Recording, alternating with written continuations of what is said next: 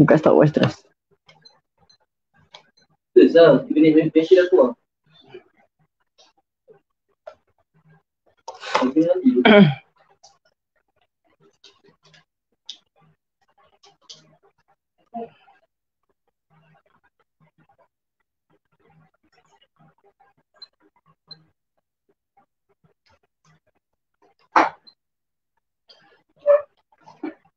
A'udzubillahi minasyaitonirrajim. Bismillahirrahmanirrahim. Alhamdulillahirabbil alamin. Wassalatu wassalamu ala asyrafil anbiya'i wal mursalin sayyidina wa maulana Muhammad wa ala alihi wa sahbihi ajma'in. Subhanaka la ilma lana illa ma 'allamtana innaka antal alimul hakim. Wa la haula wa la quwwata illa billahil aliyyil azim. Qala Allah ta'ala fi kitabihil aziz ba'da an a'udzu billahi minasyaitonir rajim. Kadzalika nakussu 'alaika min anba'i ma qad sabaqa. Faqad atainaka min ladunna zikra. Demikianlah kami ceritakan kepada kamu wahai Muhammad sebahagian dari kisah-kisah umat manusia yang telah lalu. Dan sesungguhnya kami telah memberikan kepadamu dari sisi kami sebuah kitab Al-Quran yang menjadi sebuah peringatan. Surah Taha ayat ke-99.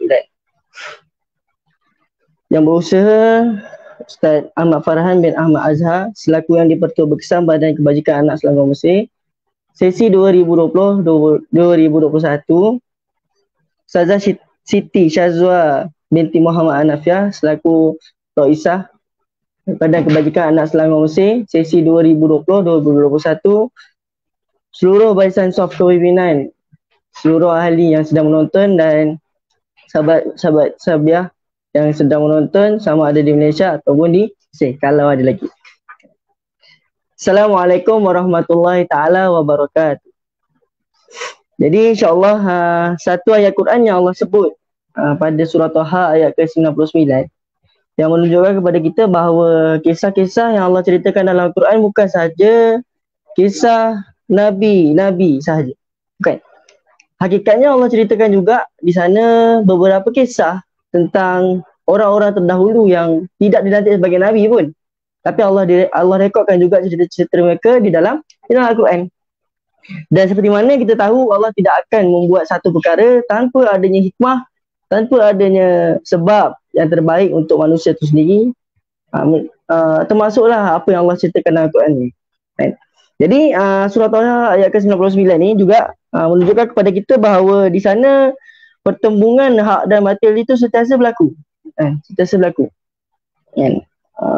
Jadi bila kata pertembungan hak dan batil itu berlaku, maka di sana ada beberapa golongan yang Allah muliakan. Allah letakkan satu kemuliaan kepada mereka. Dan daripada kemuliaan ini perlu kita tahu dari rahmat Allah Subhanahu Wa Taala Allah ceritakan. Antara rahmat yang Allah ceritakan yang Allah letak kepada manusia hari ini, Allah ceritakan kisah mereka kepada kita hari ini. Supaya kita dapat capai apa kemuliaan yang diorang dapat, kemuliaan, dan kita dalam masa yang sama kita dapat waspada dan berhati-hati terhadap kehinaan yang Allah bagi kepada golongan yang memihak kepada batil. Di semua perkara. Jadi di situ menjadi satu tanggungjawab kita supaya kita kena sentiasa memahami dan mentadabbur semua ayat-ayat Allah, semua kisah-kisah yang telah Allah ceritakan dalam Al-Quran. Jadi bersyukur kita kepada Allah Subhanahu Wa Taala hari ini kita dapat lagi sambung satu kitab yang pernah dibentangkan dulu oleh mantan YDP kita Ustaz Muhammad Syukri bin Rosli. Dan insya-Allah hari ini kita akan sambung pembentangan kitab yang pernah dibuat. Dan tajuklah tak silap yang ana perasan, yang kita sama-sama perasan adalah tajuk kisah daripada Zulkarnain. Dan selepas daripada kisah Zulkarnain, kita boleh tengok di sana ada kisah yang lain juga dalam satu tajuk yang sama, iaitu kisah Ya'juj dan Ma'juj. Pada muka surat berapa? Muka surat 480. Dia bukan tajuk yang berasingan. Tapi dia adalah satu tajuk yang termasuk dalam kisah-kisah Zulkarnain juga. Jadi hari ini kita akan sama-sama lah diskusi kisah ni, Ya'juj dan Ma'juj ni. satu kisah yang penuh orang cerita dalam keadaan yang sangat-sangat hebat, sangat-sangat wow kan, wow. Jadi insyaAllah hari ni kita akan tengok Quran cerita macam mana, Nas cerita macam mana, dan pandangan ulama yang sebenar macam mana kan. Melalui daripada kisah Ya'juj dan Ma'juj, semua benda yang kita dengar insyaAllah kita akan cuba teliti semula, dan kita akan relatekan balik dengan apa yang ulama dah tafsirkan melalui daripada nas-nas, sama ada datang daripada Al-Quran ataupun As-Sunnah. Jadi insyaAllah sama sekali kalau tengok dalam muka surat 480, insyaAllah kita akan daripada 480 sampailah ke muka surat tak lakar-lakar tu. Muka surat apa? Banyak, kisah dia panjang. Sampai 514 kan, 20, 30, hampir 35 muka surat kot kan. Kira sendiri ada kalkulator kan, kira. Jadi hampir 35 muka surat cerita tentang tentang Ya'juj dan Ma'juj. Jadi insyaAllah hari ni kita akan masuk beberapa topik. Anda tak yakin kita akan habis semua tajuk. Kalau tengok dalam isi perbahasan dalam slide yang sudah disebarkan, ada 10 tajuk. Dan sebenarnya dari 10 tajuk ni sebenarnya anda tertinggal lagi 2. Ada 2 tajuk lagi, 2 bab. 2 bab. Jadi insyaAllah kita akan bagi slide baru lepas ni kalau ada kelas lagi, insyaAllah. Jadi antara tajuk yang kita akan bahas hari ni, pertama adalah ayat-ayat Quran yang berkaitan asal usul kalimah Ya'juj dan Ma'juj datang dari mana-mana. Kalimah Arab ke, kalimah bukan Arab ke, kita akan bahas. Kemudian yang ketiga tentang Mongol. Ada orang cakap Mongol ni tempat Ya'juj dan Ma'juj, betul atau tidak? Maka dibahaskan pada bab yang ketiga. Bab yang keempat, beberapa zaman yang ditafsirkan oleh ulama, ada 7 zaman yang ulama tafsir kemungkinan di sana ada Ya'juj dan Ma'juj. Kenapa banyak sangat zaman? Nanti kita bahaskan juga pendapat-pendapat ulama, adakah Ya'juj dan Ma'juj itu keluar sekali ataupun banyak kali. Kemudian yang kelima, macam mana Imam Ibn Asir sendiri dia ada hidup dalam zaman pasal ke-7 nanti. Nanti kita akan uraikan. Keenam, tentang Genghis Khan kan, satu panglima tentera yang sangat kuat ketika dahulu, kita akan ceritakan juga. Ketujuh, Ain Jalut, kita akan masuk sikit. Yang ke-8 tentang pandangan ulama, adakah Hulaguhan ni termasuk dalam Ya'juj dan Ma'juj atau tidak? Itu akan dihuraikan oleh beberapa ulama. Kemudian yang ke-9 kita akan masuk Ya'juj dan Ma'juj ni adakah bangsa daripada Asia atau tidak? Kita akan lihat. Dan yang ke-10 kita akan bahas macam mana Ya'juj dan Ma'juj tu keluar pada akhir zaman nanti, insyaAllah. Jadi insyaAllah kita tanpa melengahkan masa, kita terus ke tajuk yang pertama, iaitu tajuk bagaimana kalimah Ya'juj dan Ma'juj ni ada dalam Quran. Jadi pertama sekali disebut dalam kitab ni 480 kan, al-ula fi suratil kahfi, kan, dalam surah kahfi, fil ayatil lati nahnu bisaddadiha, kan, iaitu satu ayat yang Allah letakkan dalam surah kahfi. Seperti mana kita tahu surah kahfi ni penuh dengan pengajaran pada akhir zaman, dan antara ayat yang diletakkan oleh ulama oleh Allah Subhanahu Wa Taala untuk menceritakan Ya'juj dan Ma'juj ni adalah pada surah kahfi, kan. Qalu ya dzal qarnaini inna Ya'juj wa Ma'juj mufsiduna fil ard fahal naj'alu laka kharja ala an taj'ala bainana wa bainahum sadda. Satu ayat yang Allah ceritakan, Allah mention Ya'juj dan Ma'juj. Allah mention juga Zulkarnain. Nak bagi tahu kat sini memang ada kisah ni dalam Quran, dan kita tak boleh nafikan kewujudan dia. Pertama. Kemudian yang kedua, surah Al-Anbiya, hatta iza futihat Ya'juj wa Ma'juj wa hum min kulli hadabi yansilun. Kan? Jadi dua ayat. Dua ayat ni sebenarnya ada beza tak? Kan? Ada beza tak? Pertama, tiba-tiba cakap pasal Zulkarnain, kan? Zulkarnain dengan Ya'juj dan Ma'juj yang membina dinding, membina tembok untuk mereka.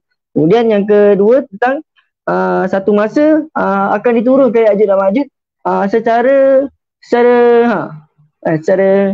dia turun kan, fi kulli hadabi, dari tempat tinggi pergi ke tempat rendah, kan. Ada ulama tafsir sampai dia ni seolah-olah turun daripada gelungsung, macam turun daripada gelungsung, ramai, kan. Ramai turun daripada gelungsung, kan. Itu ulama tafsir, kan. Kemudian seterusnya untuk dua ayat ni, ayat pertama pada surah Al-Kahfi. Surah Kahfi ni sebenarnya dia ceritakan tentang Ya'juj dan Ma'juj yang pernah berlaku zaman dulu. Tu ayat Kahfi surah 9, ayat surah Kahfi 94, ayat ke-94. Tu, tatahaddatsu an ya'juji wa ma'juji fi ma madha yang telah berlaku wa takhbiru an ifsadihim fil ardi, dan Allah telah mengkhabarkan tentang bagaimana mereka buat kerosakan dan macam mana Zulkarnain telah mendirikan tembok di depan mereka, dan kelemahan mereka untuk lawan ataupun untuk keluar daripada tembok tersebut, daripada kurungan tersebut, iaitu zaman Zulkarnain dan juga selepas-lepasnya kan. Dia lemah untuk keluar daripada tembok tersebut. Jadi itu yang diceritakan pada surah Kahfi ayat ke-94. Kemudian wa ayatu suratul anbiya tatahaddatsu an ya'juj wa ma'juj fi mustaqbal kan. Pada mustaqbal, pada perkara lepas kan. Perkara lepas, mustaqbal perkara akan datang kan. Wa an khurujihim al-kabir qabila qiyam sah. Ya. Jadi dan macam mana dia orang keluar pada akhir zaman nanti. Jadi kenapa baca an ya'juj wa ma'juj kan? Jadi nanti kita akan bincang pada luruh nanti. Sebenarnya asal kalimah ya'juj dan ma'juj ni daripada kalimah ajam ataupun kalimah Arab. Nanti kita akan baca. Kita akan tengok. Okey. Jadi poin dia bila Allah ceritakan tentang dua ayat ni, nak bagi tahu dua ayat ni menceritakan kepada kita bahawa memang Ya'juj dan Ma'juj tu pernah keluar dan akan keluar. Dua ayat ni. Kalau tengok kat muka surat sebelah, wa tashiru al-ayah ila quwwati khurujihim wa dakhamatihi ila kasrati adadihim wa anfi ijtiyahihim dekat muka surat 481. Lalu daripada ayat Allah wa hum min kulli hadabin yansilun. Dan bagi tahu mereka ni, kekuatan mereka ni, ganasan mereka ni, sebagai mereka ni banyak. Mereka ni ramai. Dan wa'anfun, dan kekerasan mereka ni, kentalnya mereka, maka disebabkan itu mereka diberi satu kekuatan. Menjadi satu kekuatan buat mereka ketika mana mereka keluar nanti. Okay. Apa maksud wal hadab? Wal hadab kat sini kan. Hadab maksudnya ma irtafa' wa ala minal ardi. Jadi kat situ dia nak berceritakan tentang semua tempat yang tinggi. Dan semua kawasan-kawasan yang tinggi daripada bumi ni. Dan juga ianya meliputi kepada semua perkara, tala au kathibun au jabalun au ghairi. Termasuklah pasir, debu, bukit-bukit, bukau, gunung, apa semua termasuklah hadap dalam konteks ayat ni. Kemudian wa yansilun, apa maksud yansilun? Yakni yasra'una fil masyi, iaitu mereka ni laju dalam jalan. Laju, tangkas, laju. Wa yatataba'una wa yatawafadun. Dan mereka ni bersusulan wa yatawafadun, dan mereka ni masuk dalam, memang dia ni datang secara kerumun, ramai-ramai rumble orang ni gitu ramai. Wa ka'annahum yu'ituna wajhil ardi allati yajtahunaha.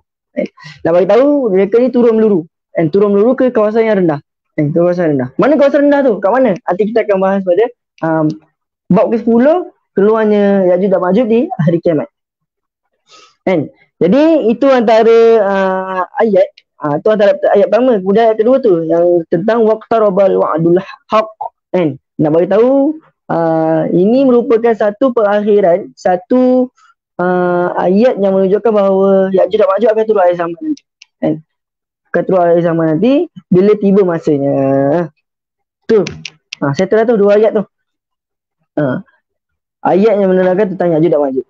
Kemudian kita masuk terus, macam adakah kalimah Ya'juj dan Ma'juj ni daripada Arab ataupun daripada Ajam. Jadi pertama sekali ulama khilaf benda ni. Sama ada haluma mustaqani atau ajamiyan. Fazahaba fariqum ila istiqa. Yang katanya sebahagian daripada ulama ni menunjukkan kepada ayat mustaq, iaitu mustaq ni Arab lah, daripada Arab. Iaitu seperti mana yang telah dinakalkan daripada Ibnu Manzur dalam Lisanul Arab, dalam kitab dia. Maka nak bagi tahu kat sini, perkataannya berasal daripada min ajjatin nar wa minal ma'u ujaj. Daripada api yang menyala dan daripada api yang ujaj. Daripada api lah, daripada air yang ujaj, yang terlalu masin, terlalu pahit. Dia masin dia terlalu masin sampai rasa pahit. Tu masuk ujaj. Wa huwa syadid, tu dia huraikan lagi, wa huwa asyadidul maluha. Masin sangat, terlalu masin. Al-muhriq min maluhatihi. Betul ke? kan, daripada, dan rasa macam tension, rasa macam burn out kan, terbakar dengan garam tersebut, dengan rasa masin tersebut. Rasanya sampai tak boleh terima rasa masin kan. Tu perkataan daripada Ajar tadi. Nak bagi tahu Ya'juj dan Ma'juj ni datang daripada perkataan ni. Itu menurut daripada pendapat Ibnu Manzur. Ibnu Manzur dalam kitabnya Lisanul Arab. Okey. Dan dia datang dengan fa'il fa'ula. Tu. Dan Ma'juj ni datang daripada fa'il daripada wazan maf'ul. Tu. Okey. Kemudian dikuatkan lagi dengan pendapat yang kedua pada muka surat sebelah, Imam Raghib Al-Asfahani, iaitu mengatakan bahawa yang datang daripada Ajja, iaitu sama juga Ajja tadi, syadidul maluha wal hararah, min qawlihim ujijun nar, sama je, semua sama je. Tak bagi tahu rasa masin, dia tersangat, sama ada tersangat tu, tersangatlah Ajja. Okey, kemudian settle untuk yang kata kaul awal ataupun pandangan yang pertama merupakan kalimah Arab. Kemudian kalimah yang kedua adalah daripada zahaba fariqun akhar ila kaunihima ghairu mustaqain wa annahuma ajamiyan. Iaitu mereka ni bukan kalimah Ya'juj dan Ma'juj, bukan daripada mustaq tapi adalah daripada ajam. Apa hujah dia? Dan ianya datang daripada mamnu' min as-sarf. Sebabnya apa? Sebabnya alamiah dan juga ajamiah. Itu anda kata, tadi kalau kita baca an Ya'juji wa Ma'juji, itu maknanya kita iktiraf bahawa Ya'juj dan Ma'juj itu daripada kalimah Arab. Tapi kalau kita iktiraf bahawa ianya daripada bukan daripada Arab, ajam, maka tak boleh baca Ya'juji wa Ma'juji. Kena baca an Ya'juja wa Ma'juja.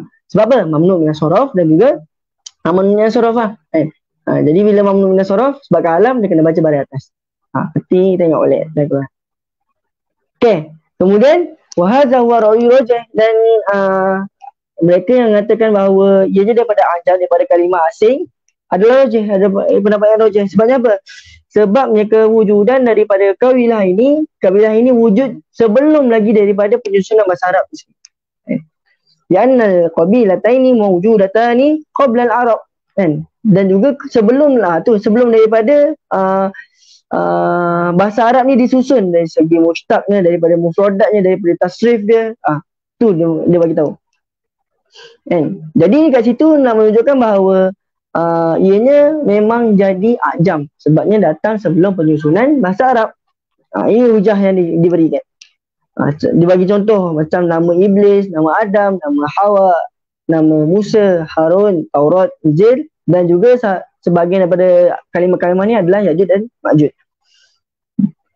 Maulana Abdul Kalam Azad pun menguatkan perkara ni. Dia kata kalimah ni tadi kata bukan daripada Arab kan. Okey, dari mana? Dia kuatkan lagi, dia kata daripada Amriyatan, daripada perkataan Ibrani kan. Ka'annahuma Imriyatan walakinnahuma fi aslihima qad la takunani Ibri. Dan kadang-kadang boleh jadi mereka ni bukan daripada Ibriyah, dan kadang-kadang boleh jadi innahuma kalimatan ajdawiyatan, daripada kalimah yang lain daripada Ibrani.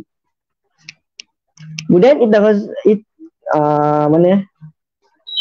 kemudian dibagi tahu juga kadang-kadang masuk ajdawiyatan bukannya daripada Ibrani, maksudnya daripada mana? Pertama ada yang kata daripada Yunani, iaitu Gog wa Magog, kan? Gog dan Magog. Ni diceritakan usul daripada kalimah Ya'juj dan Ma'juj. Maka daripada Gog wa Magog muncullah Ya'juj dan Ma'juj. Itu maksudnya. Banyaklah sebenarnya, dan dia kata juga banyak, dan ini boleh dilihat dalam fi sa'iril lughat al-urubiyah, dalam macam mana orang Eropah menamakan Ya'juj dan Ma'juj. So nak bagi tahu kat sini yang rajih apa? Yang rajih adalah kalam yang kedua yang mengatakan bahawa kalimah Ya'juj dan Ma'juj bukan daripada Arab. Bukan daripada Arab. Okey. Kemudian kita masuk terus yang ketiga. Kalau tengok dalam slide pun ada peta, nak bagi tahu Mongol tu kawasan Ya'juj dan Ma'juj. Betul ke tak? Kalau tengok dalam buku pula, sekejap tengok slide buku, tengok mana-mana. Kan? Maka ulama khilaf sebenarnya tempat diorang ni dekat mana? Ikhtilaful ulama fil mautinil asasi liya'juja wa ma'juja, kan? Wa fil iklim alladhi kana al-mahdal awwali lahu, kan? Dan ianya kalau tengok ulama khilaf kat mana tempat dia sebenar. Warajjahal ulama al-muhaqqiqun, dan dirajihkan oleh beberapa ulama yang mengkaji, yang muhakkik, yang mentahqiq benda ni, anna zalikal mautini anna zalikal mautan huwa al-buq'ah asy-shimaliyah asy-syarqiyah, iaitu satu titik shimal. Shimal apa? Shimal ni utara tak? Lupa dah. Saya kena refresh balik kan. Shimal. Satu titik utara dan syarqiyah. Syarqiyah ni syarqiyah al-gharbiyah kan. Tak ada timur dan tak ada barat. Syarqiyah ni timur. Timur utara. Utara atas, timur. So dia tengah-tengah. Maksudnya apa? Timur laut. So titik timur laut minal ardu, daripada ardu. So dalam dunia ni ada kawasan timur laut. Tu antara kawasan Ya'juj dan Ma'juj.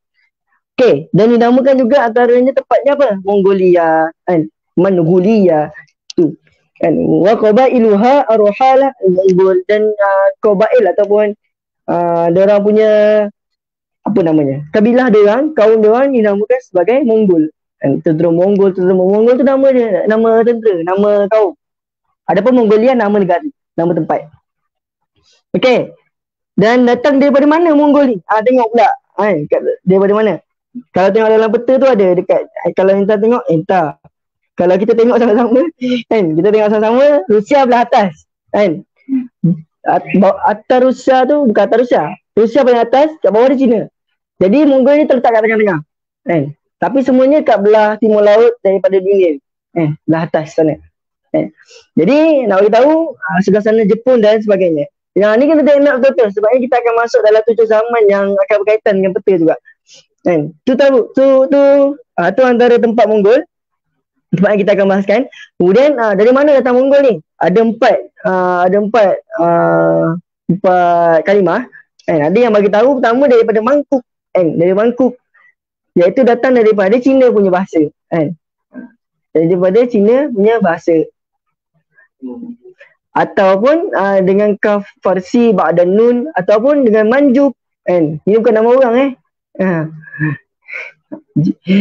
dengan jim Farsiah wa fil halataini taqrabul kalimah min nutqil al-amri, dan antaranya juga ada beberapa bahasa daripada Ibrani sendiri, Ibri, iaitu dinamakan Makuk bil kafai ni dengan 2 kaf yang datang daripada Farsi.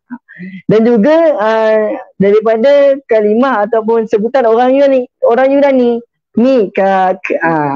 macam nama-nama Korea kan, tapi bukan.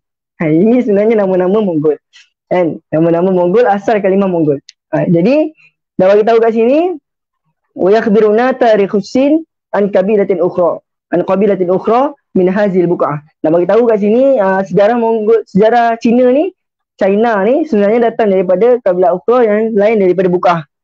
Nak katanya. Dan dia kata kat sini juga, kalau perasan kat bawah tu share rojeh kan, rojeh izan anal Mongolia.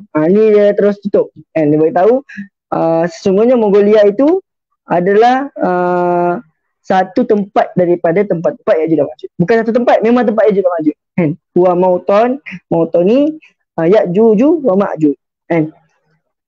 Bal inna isma Mongolia wa Mongol murtabitun bi kalimatin Ma'juj walahu sillah mubasyarah. Dan sebenarnya kalimah Mongol dengan Mongolia ni, Mongol sebenarnya berkaitan dengan Ma'juj juga kan, berkaitan dengan Ma'juj. Dan ianya ada wasilah yang ataupun ada ikatan yang kena, ada kaitan. Wa qad urifa Ya'juj wa Ma'juj bi ismi Mughal taratan wa ismi Tatar wa bi ismi Tatar tarata ukhra. Dan kadang-kadang Ya'juj dan Ma'juj ni dikenali sebagai Mongol. Kan sama kan, Mongolia, Mongol dan juga Ya'juj dan Ma'juj kan. Jadi sama sebenarnya, ada kaitan. Dan kadang-kadang juga dikenali sebagai Tatar. So dari mana datang Tatar tu? Ni daripada sini, orang ni Mongol. Okay. Kemudian insyaAllah kita akan masuk sejarah sikit tentang macam mana berlakunya 7 zaman al-adwa rusaba'atu li khuruji Ya'juj wa Ma'juj. Nak bagi tahu 7 zaman, 7 peringkat, 7 fasa yang menunjukkan bahawa keluarnya Ya'juj dan Ma'juj. Okay. Wajahna anna Ya'juj wa Ma'juj yuqimuna fi mantiqati. Dan kita tahu, kita dah rojahkan bahawa Ya'juj dan Ma'juj ni tinggal pada Mongolia, iaitu Turkistan Sunniyah, Turkistan yang belah Cina. Kalau tengok kat Mongolia tadi kan, Mongolia, Cina, Ana punya peta pun tak habis kan. So Mongolia, Cina, kat tepi tu Turkistan. Sepatutnya tepi dia orang tu Turkistan, nak ke arah barat tu Turkistan. Dan juga ada Rusia kat atas. Jadi mereka menetap dalam kawasan ni. Dalam kawasan ni. Kita dah rojakan benda ni. Walakin hal kharaju min qablin, adakah mereka ni keluar daripada sebelumnya? Am annahum la yakhruju illa inda qiyamis sa'ah, ataupun mereka ni keluar selepas dia takkan keluar kecuali ketika mana datangnya kiamat. Maka ulama khilaf lagi. Banyak tu ulama khilaf. Jadi ulama khilaf lagi. Maka kalau awal dia kata zahaba fariqun minal ulama'i ila annahum la yakhruju illa maratan wahidah. Kan? Ulama, ada sebagai ulama bagi tahu memang dia orang tak keluar, sekali dia keluar. Bila? Time kiamat. Tentang kiamat. Ini kata-kata ulama yang tamu, ataupun kaum ulama yang tamu. Kemudian kedua, lakinna rajjahal muhaqqiquna minal ulama'i annahum sayakhrujuna iddata marrat. Ya, dan dirojahkan juga sebahagian daripada ulama yang mengkaji benda ni bahawa Ya'juj dan Ma'juj ni akan keluar dalam banyaknya marat, banyak kali. Keluar banyak kali. Khatimatuha khurujihim al-kabir mudammir qabilu qiyam sa'ah. Dia kata last kali nanti adalah kehancuran yang sangat berasa yang diorang buat ketika mana? Ketika kiamat. Itu ada penutup. Bila kata penutup, tak semestinya tak ada permulaan. Dan diorang kata pada kaul yang kedua, permulaan tu sebenarnya banyak. Keluarnya mereka ni banyak. Bukan satu zaman sahaja. Okay. Maka dekat sini kalau kita lihat, kita masuk terus daripada satu kitab, kitab yang dirujuk oleh Syekh Salah Abdul Fattah Al-Khalidi sendiri, iaitu satu kitab yang dinamakan Wayas Alu Naka Anzil Kornai. Siapa tulis? Maulana Abu Kalam Azad. Maka dia bagi tahu apa? Dia senaraikan ada 7 keluarnya Ya'juj dan Ma'juj ni. Ada 7 fasa keluar Ya'juj dan Ma'juj. Jadi fasa yang pertama Adul Awal qabla al-asri tarikhi. Sebelum datangnya tarikh lagi. Tarikh tak disusun lagi kan. Tarikh boleh disusun pada, kalau ikut baratnya memang daripada Masihi. Maka diorang dah wujud sebelum tarikh disusun lagi. Ayu qabla hawali, iaitu sekitar daripada 5,000 tahun sebelum Masihi.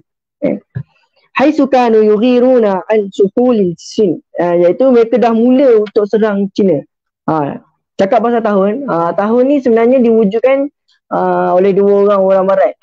Dua orang barat. Masihi ni datang daripada kepercayaan mereka bahawa mula-mula lahirnya Jesus, Kristian.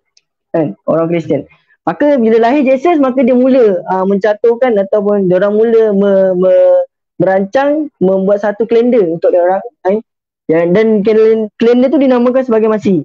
Tapi kalender ni kalau tengok sejarahnya tak dia dapat sambutan pun. Tak dapat sambutan sampailah 800 Masihi. Sebab tu kalau kita tengok jarang sikit lah. Kalau kita kata tiba-tiba ada yang cakap 500 Masihi, 400 Masihi, tu tak famous lagi masa tu.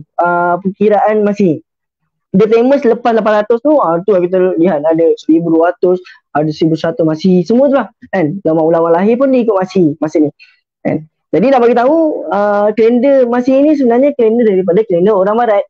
Sebab tu masa zaman Sayyidina Umar, dia tak ikut kalender Masihi ni kan. Siap dia kumpul sahabat-sahabat khas untuk wujudkan kalender baru untuk umat Islam. Dan maka tertubuhlah, maka terjadilah kalender hijrah untuk umat Islam. Ni cerita sikit lah tentang Masihi ni kan. Sebab dia ada kaitan dengan tahun-tahun yang kita akan sebut jadi. Kanu yughiruna ala suhulisin, dan mereka ni mula untuk serang orang Cina. Orang-orang Ya'juj dan Ma'juj zaman fasa awal ni dah mula untuk serang orang Cina. Wa yuhaddiduna hadaratihal wa yuhaddiduna, dan mereka mengancam hadaratahal qadimah, empire ataupun tamadun lama, tamadun kuno. Di muhajamatihim laha ibara sahra al-jubi. Maksud dia. Dan dalam pertempuran ni dinamakan sebagai Gobi Desert atau gurun Gobi, peperangan gurun Gobi. Gobi Desert War. Ni masa ni. Masa ni memang dah mula dah. Mereka sebab itu ulama tafsir ulama tafsir bahawa Ya'juj dan Ma'juj keluar zaman 5,000 sebelum Masihi dah keluar dah Ya'juj dan Ma'juj sebenarnya. Zaman bila? Zaman terjadinya peperangan antara orang Cina dan juga orang Mongol, dan mereka dan beberapa perang mula berlaku pada ketika mana dua orang rebut di Gurun Gobi. Kalau tengok dalam slide tu ada kat bawah tu gambar macam mana sebenarnya Mongol dengan Cina ni di sebelah-sebelah, dan tengah-tengah dia orang ni ada Gobi Desert. Dan tempat ni memang sampai sekarang pun direbut oleh dua negara ni. Okay. So asalnya wujud bila? Bila dia orang serang Gobi Desert. Pertama. Masa yang kedua, pada 1500 dan sehingga 1000 sebelum Masihi. 5,000 jauh sangat. Sampailah hampir 1500 ke 1000 Masihi, sebelum Masihi. Maka masa tu mereka dah mula wakan mujatul Mongoliyah minhum tataraffaqu min shimal syarqi, iaitu mereka dah mula buat gelombang, buat arus Mongol daripada shimal syarqi, daripada timur laut. Dah mula dah arus Mongol daripada masa tu. Kita staqarru fi suhulis sin untuk menguasai, untuk menjajah China. Wa hadabu wasat Asia wa Mongolia wa Turkistan.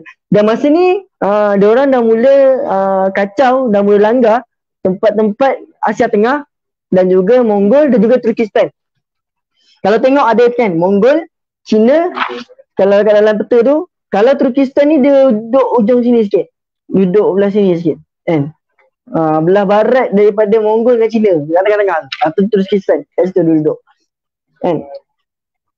Okey, wa kanu yaminuna ila sakinatu wal hudu wa yakumuna bil amali zira'iyah. Dan mereka ni masa ni diorang tenang sikit dan diorang dapat duduk bila diorang dah kuasai tu, diorang mula untuk buat kerja-kerja zira'iyah, cucuk tanam apa semua tu lah.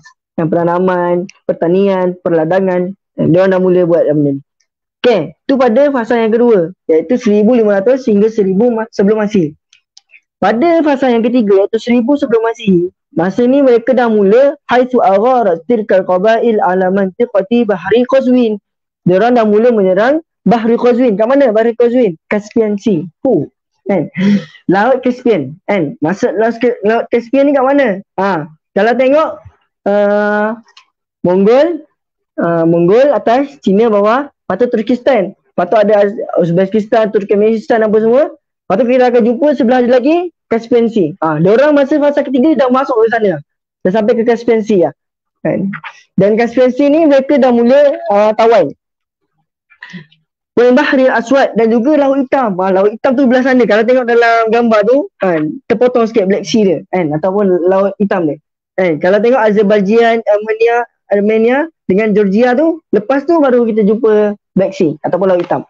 So dia orang dah sampai sana dah. Kan? Punyalah nak katanya memang dia buat arus Mongol masa ni. Ni daur ketiga. Dan masa ni juga wakan qabailu min haula'i samah, dan Yunani namakan qabail ataupun puak dia orang ni sebagai Sitahin. Nanti jadilah Sitahin qad abara semudayyik, ketika mana mereka ni mula masuk ke Darial, Georgia. Kat Georgia tu ada satu bukit nama dia Kaukasus. Kaukasus ni dia terbagi, dia banyak negara. Tu termasuklah Georgia, Armenia, Azerbaijan, tu semua negara Kaukasus. Dan ada satu, dia orang dah sampai situ dah masa fasa ketiga ni. Ditahajum hadarah. Untuk apa? Untuk mereka ni musnahkan satu tamadun yang dinamakan Ninawa. Apa yang sebut dia? Nainawa. Nainawa. Kalau dalam bahasa Arab dia, kalau dalam bahasa Inggeris dia Nineveh. Jadi nanti cari lah Nineveh.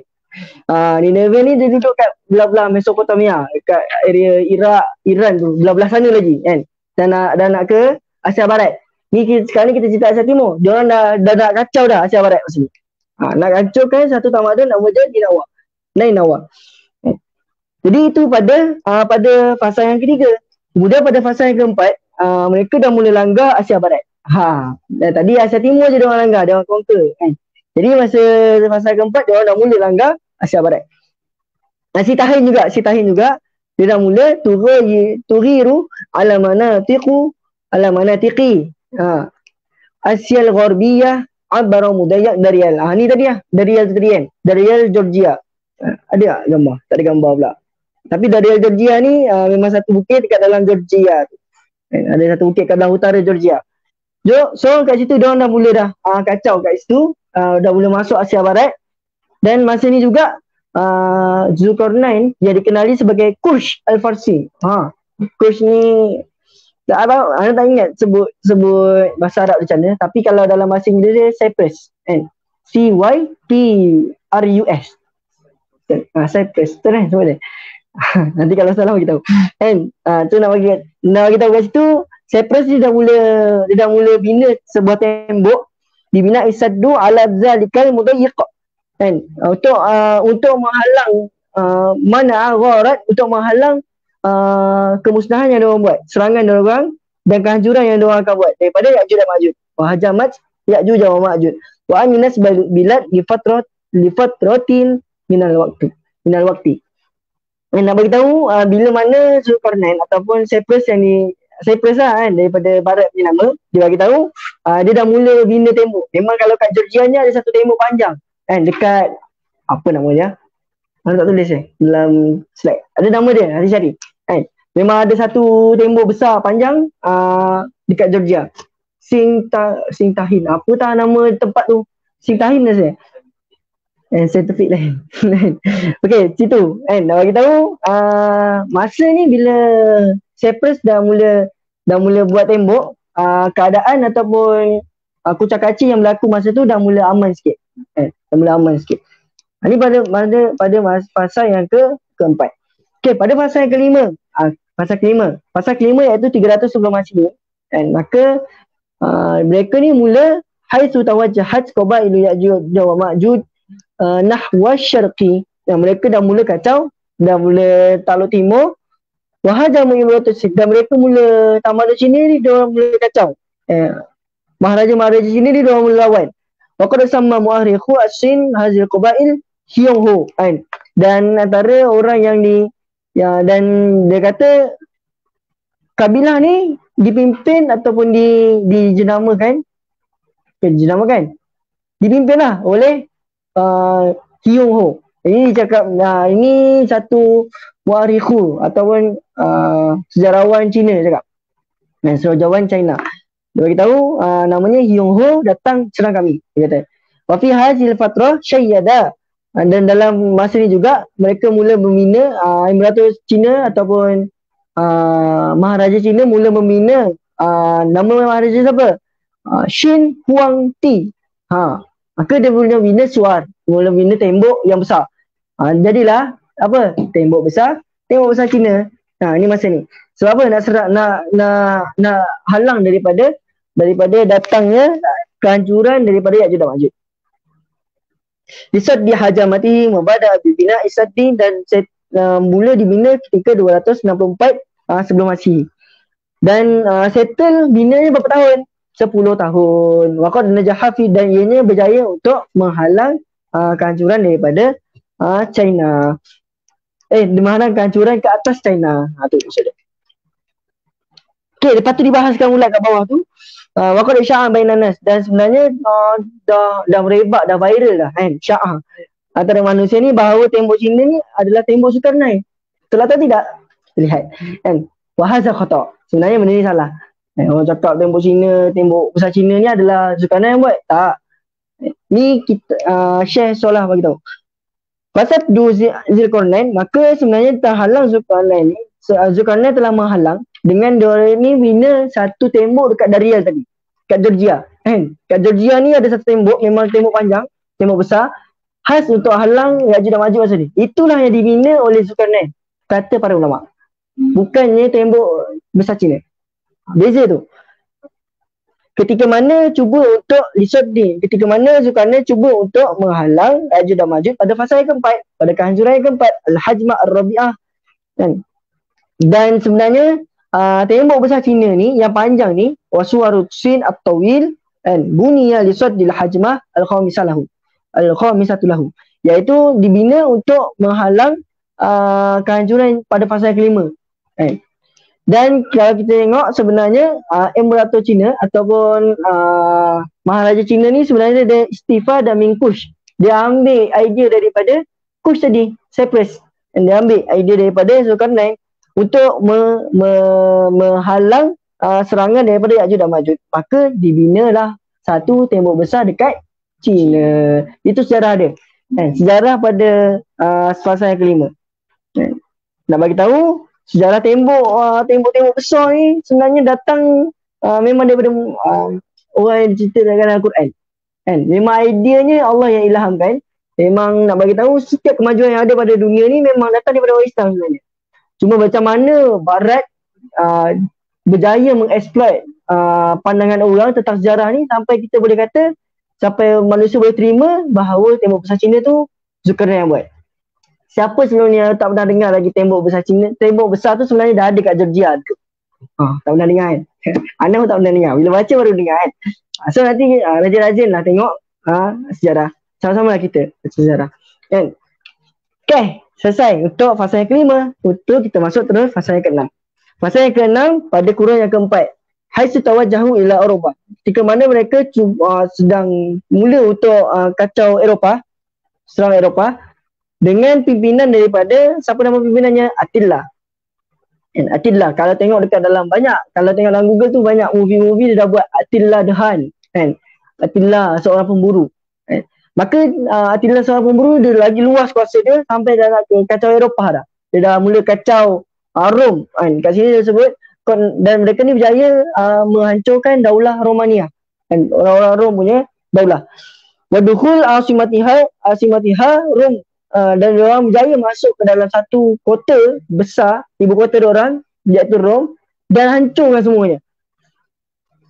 Wa bizalik qadaw alal madaniyah ar-romaniyah allati istamarat aidatul qurun. Dan berterusanlah hukuman ni ataupun serangan ni ke atas Rom selama beberapa kurun.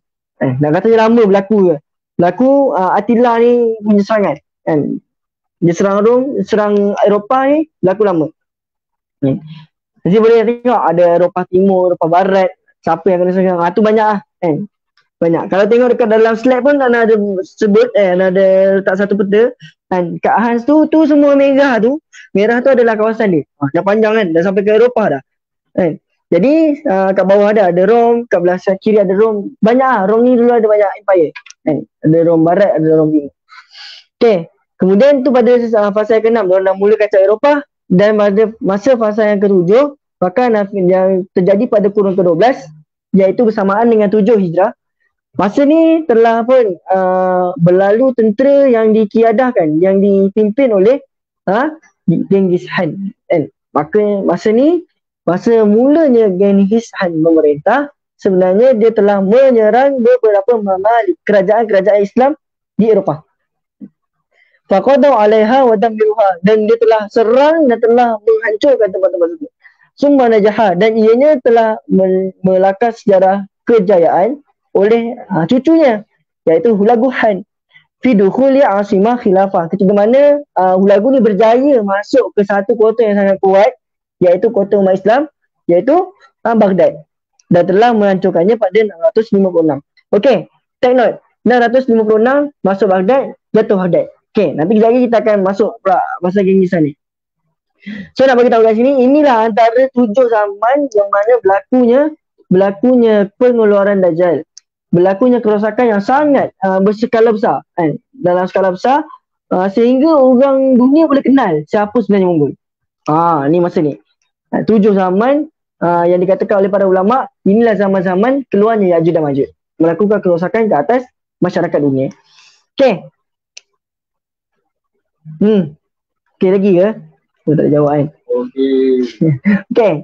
Jadi insyaAllah kita akan masuk pula macam mana ni dihuraikan pada fasa yang ke-7 ni. Zahaba fariqun minal mu'akhirin wal mufassirin ila annal Mughul wa Tatar atau Tatar, sama ada ulama ataupun mufassirin telah memberitahu kepada kita berpendapat bahawa Mongol dan juga Tatar ni adalah Ya'juj dan Ma'juj. Dan mereka ni memang sebiji, memang menepati sifat-sifat daripada daur, daripada fasa-fasa yang telah kita sebutkan tadi, 7 fasa ni. Fasa-fasa keluarnya Dajjal, keluarnya Dajjal, keluarnya Ya'juj dan Ma'juj. Wa anna khuruj, dan ketika mana keluarnya Genghis Khan dan juga Hulagu Khan, diorang ni keluar pada fasa yang ketujuh tadi, last sekali tadi, kan? Dan ini kaul yang mungkin, yang boleh diterima, walaisa marfudan wala ghariban, dan tak ada di sana penolakan, bantahan, kritikan ataupun ghariban ataupun kepelikan, keanehan. Orang tak pelik. Boleh jadi. Faqad kana khurujul Mughal, maka telah jadilah keluarnya Mongol dan juga Tatar ni, ataupun Ya'juj dan Ma'juj ni, satu keluar yang besar, anifan, ganas, kan, brutal, kau. Wa kana ihtiyajihim, dan macam mana mereka ni mula menyerang biladul muslimin, negara-negara Islam secara besar-besaran dan juga secara hancuran. Wa kana atharuhu fiha balighan wadihan. Dan kalau kita tengok kesan-kesannya pun memang sangat-sangat ada, sangat-sangat jelas dan sangat-sangat reality, kan? Boleh kita tengok kesan-kesannya kepada umat Islam yang hidup zaman tu. Dan kesan-kesan ni diceritakan oleh Ibnu Asir. Kita sama pula Imam Ibnu Asir dalam kitab apa dia buat? Al-Bidayah wa Nihayah. Al-Bidayah wa Nihayah Imam Ibnu Katsir. Imam Ibnu Asir dia tulis kitab Al-Kamil fit Tarikh. Jadi diceritakan walaqad Aisyah, dan zaman fasa ketujuh ni sebenarnya hidup seorang ulama iaitu Ibnu Asir, ketika mana bermulanya mereka ni keluar untuk memerangi orang muslimin. Wa tadmiruhum lil Malik, dan ketika mana mereka ni cuba untuk menghancurkan setiap kerajaan-kerajaan Islam. Dan ianya ditulis ataupun direkodkan dalam Kamil fit Tarikh, dalam kitabnya Kamil fit Tarikh, Al-Kamil fit Tarikh. Okey. Itulah, tak apa. Terus pada muka surat sebelah.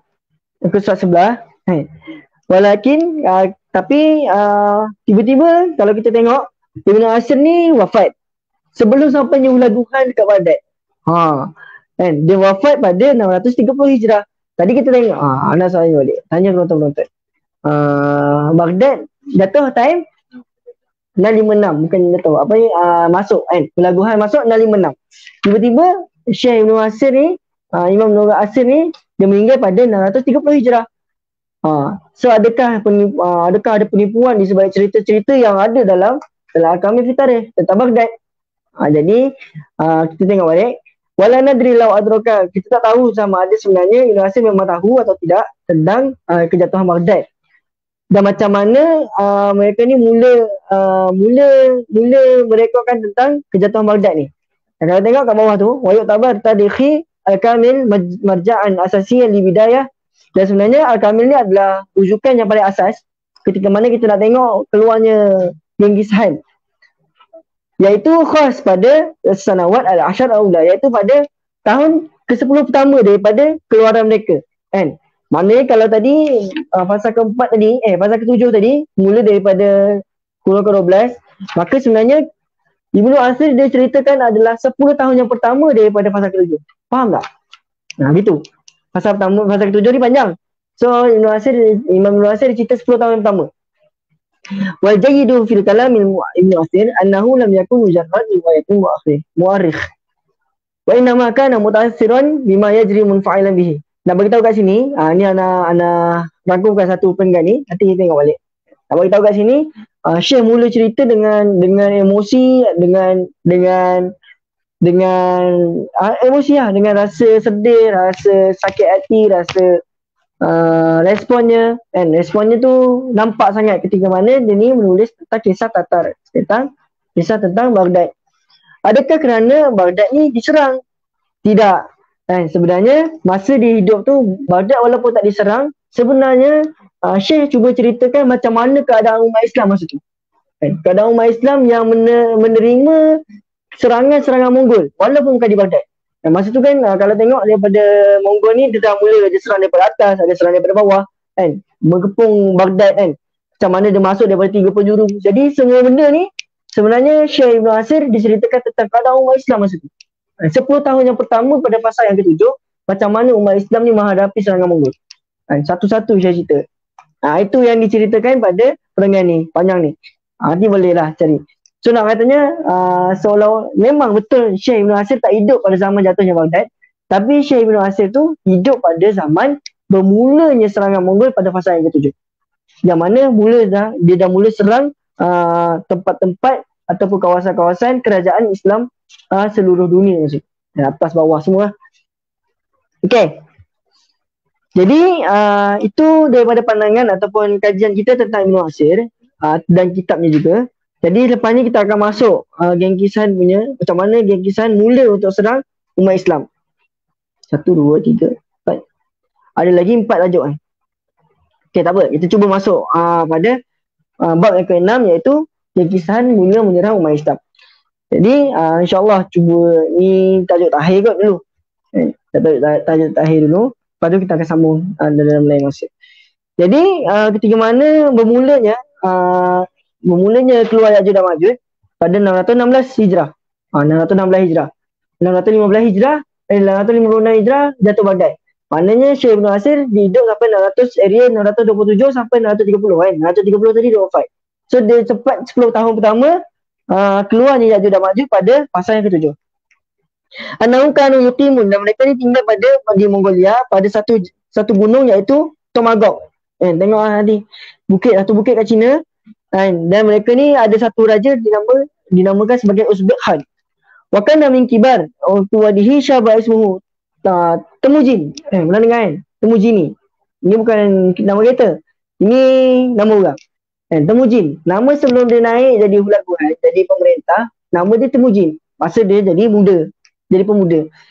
Fawashal hasidun. Dan ketika ni kalau tengok sejarahnya, Genghis Khan ni dia orang ni ada puak. Dalam China ni ada puak, China ni ada puak. Genghis Khan ni antara orang yang nak dikahwinkan dengan puak yang lain. Anda tengok nama puak tu. Kan? Onggirat nama dia. Nama puak tu. Jadi bila mana Hulaguhan nak kahwin dengan orang Onggirat, bapak dia hantar pergi ke Onggirat. Kan? Pergi ke suasana luar, orang cakap apa? Menyesuaikan kan? Supaya diri dia dapat berasimilasi kan? Dapat adapt dengan orang sana kan? Jadi dia hantar ke sana. Dan ketika mana dia hantar, bila perjalanan balik, ayahnya kena bunuh dengan beberapa orang yang tak suka dengan kaum ataupun kaum asal lah, ataupun puak asal Temujin kan? Bila kena bunuh apa semua, maka masa ni bermulalah penghasadan ataupun bermulalah macam mana hasadnya siapa namanya? Hasadnya puak-puak mereka ni untuk lawan pemerintah masa tu. Kan, nak lawan. Sebabnya ayahnya pun pernah bagi tahu bahawa kau kena bunuh orang Tatar. Kan? Anak ingat macam mana, tapi kau kena lawan orang Tatar. Kau kena hapuskan golongan Tatar. So masa ni Genghis Khan mula dah fawashal hasidun bihi indal malik. Kan? Dia dah mula menghasut beberapa orang kawan-kawan dia. Dia mula cari sebenarnya siapa yang lawan ataupun bunuh ayah dia. Yang bunuh, yang benci, yang buat satu kebencian, kedengkian pada ayah dia sampai ayah dia kena bunuh. Maka masa ni bila dia sidik-sidik, rupanya yang bunuh ayah dia bunuh ayah dia ni adalah kawan-kawan dia sendiri, saudara-saudara dia sendiri. Dan antaranya yang dia mula berontak, tu lah antaranya Uzbek Khan. Pertama Roda Temujin alal mulki, ke atas raja yang dinamakan Uzbek Khan. Dan dia mula kumpulkan tentera dia untuk memerangi Uzbek Khan, dan dia ni berjaya berjaya menang dalam peperangan tersebut dan berjaya bunuh Uzbek Khan. Wana sobat nafsuhu malkan, dan telah dinasabkan, telah diberikan gelaran raja, gelaran raja kepada Temujin ni. Gelaran raja tak ada lah Al-Mustaqsim, Temujin tak ada kan. Jadi Mongol ni dia orang punya adat bila naik raja dia akan bagi Khan kan. Iaitu, dan nama dia bertukar daripada Temujin jadilah Genghis Khan. Itu sedikit dia punya sejarah macam mana Temujin bertukar kepada nama Genghis Khan. Dan dia mula memerintah pada 599 Hijrah. Mula tadi Daur Sabek ataupun fasa ke-7 616. Dia merintah 599. Lagi 17 tahun untuk masuk ke fasa ke-7. Wa afda'al mantiqah kullaha lahu, dan seluruh seluruh wilayah kekuasaan apa tadi Mongol ni, dia dah mula tunduk pada pemerintahan yang dibuat oleh Genghis Khan. Wasara nahwil warbil islami. Jadi dia mula untuk datang pergi ke menyerang ke arah barat, orang Islam di barat, kerajaan Islam kat barat. Okey, kemudian Waistadam, dan ketika mana dia mula serang Islam di barat, masa ni dia jumpa satu negara Islam, satu tamadun Islam yang dipimpin oleh Khawarizmi Shah. Dan ketika mana tahun ke-616. Ada untold story sebenarnya. Jadi ketika mana dia dah mula buat satu pembukaan yang besar, bukan pembukaan, penjajahan yang besar Genghis Khan dah buat. Maka masa tu Imam Khawarizmi Shah ni, dia ada pimpin satu daulah Islam yang besar. Daulah nama dia Khawarizmi. Dan dalam tu ada daulah banyak negara dan banyak daulah. Maka kalau tengok cerita dia sebenarnya, satu masa Genghis Khan dia cuba untuk, dia tahu Khawarizmi punya Shah ni kuat, dia punya empire dia kuat. Maka dia cuba untuk dia masukkan pedagang dulu. Bila masuk pedagang dalam pasar-pasar dalam Khawarizmi punya negara ni, maka masa ni Khawarizmi telah membuat satu, masa ni memang jujurnya Sultan ni dah mula berosak, dah mula tak ikut syariat. Tanpa kaji apa-apa, dibunuh semua. Dia tahu itu daripada atas, dia bunuh semua rombongan pedagang tersebut kat pasar. Maka ini menjadi satu titik tolak bagaimana Genghis Khan mula untuk serang umat Islam kat barat.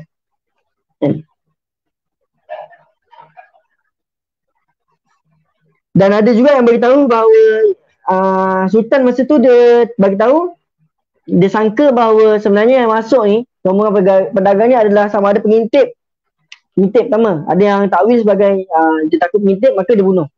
Dan yang kedua, sebabnya memang masa tu kerajaan, menteri-menteri juga memang ada sifat tamak. Dan apa yang dibawa oleh Hulaguhan atau Genghis Khan ni tadi dan rombongan-rombongan ni memang barang yang bukan murah-murah. Maka disebabkan ketamakan mereka mula serap pedagang-pedagang ni dan ambil barang-barang tersebut. Nak katanya masa ni memang kesilapan itu datang daripada atas, daripada pimpinan Sultan. Okey, jadi dan masa ni juga bila Genghis Khan dah bengang, dah marah, dia hantar pula satu rombongan, satu utusan ke Sultan Khawarizmi. Ini secara ringkas kan. Hantar ke Sultan utusan dia, maka utusan bunuh dia punya. Dia bunuh pula utusan tu. Dan masa ni bila di cerita-cerita diceritakan, Sultan pun dia hantar pengintip untuk tengok macam mana kekuatan Genghis Khan. Dia tahu Genghis Khan ni Mongol memang dah terkenal seluruh dunia. Tapi dia tak pernah selidik macam mana kekuatan Genghis Khan masa tu. Bila selidik balik-balik, rupa-rupanya kekuatan dia melebihi apa yang dijangka. Sangat-sangat besar, sangat-sangat kuat. Kemahiran perang dia sangat kuat. Maka masa ni baru nak menyesal. Oh, rupanya kuat dia orang ni. Ni Sultan. Jadi masa ni mulalah Genghis Khan menyerang, masuk ke dalam satu persatu kerajaan yang ada dalam Khawarizmi Shah. Tapi tak masuk Baghdad lagi. Dia mula serang beberapa kerajaan Islam. Tu titik permulaan serangan daripada Mongol ke atas kerajaan Islam. Maka masa tu kita perlu lihat macam mana kehinaan umat tu bermula sebenarnya daripada mereka yang sombong. Mereka yang tahu dia orang sebenarnya salah, tapi dia orang tak nak taubat dan dia orang lagi sombong. Kemudian dalam masa yang sama perlu lihat juga sebenarnya masa tu Sultan dah mula orang kata, boleh kata bacul dan pengecut lah. Sebab apa? Sebabnya ketika mana Genghis Khan mula serang satu persatu negara Islam ataupun daulah Islam dalam Khawarizmi Shah punya pimpinan ni, maka sebenarnya dia tengah plan untuk larikan diri. Bukan nak halang, bukan nak kaji macam mana kita nak halang serangan Tatar dan sebagainya. Dia tak kaji. Dia cuba untuk selamatkan dia dan keluarga dia untuk lari daripada perang tersebut. Selamatkan diri.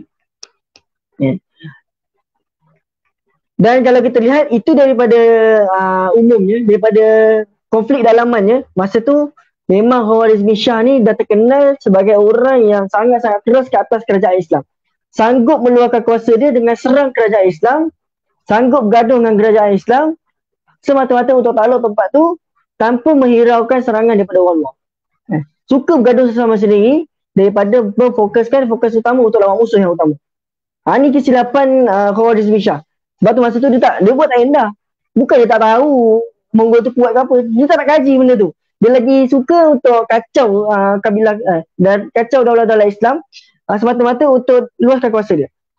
Itu maksud daripada itu antara sifat-sifat yang masalah pada yang ada masalah. Sifat-sifat yang itu antara masalah yang berlaku pada Khawarizmi Shah.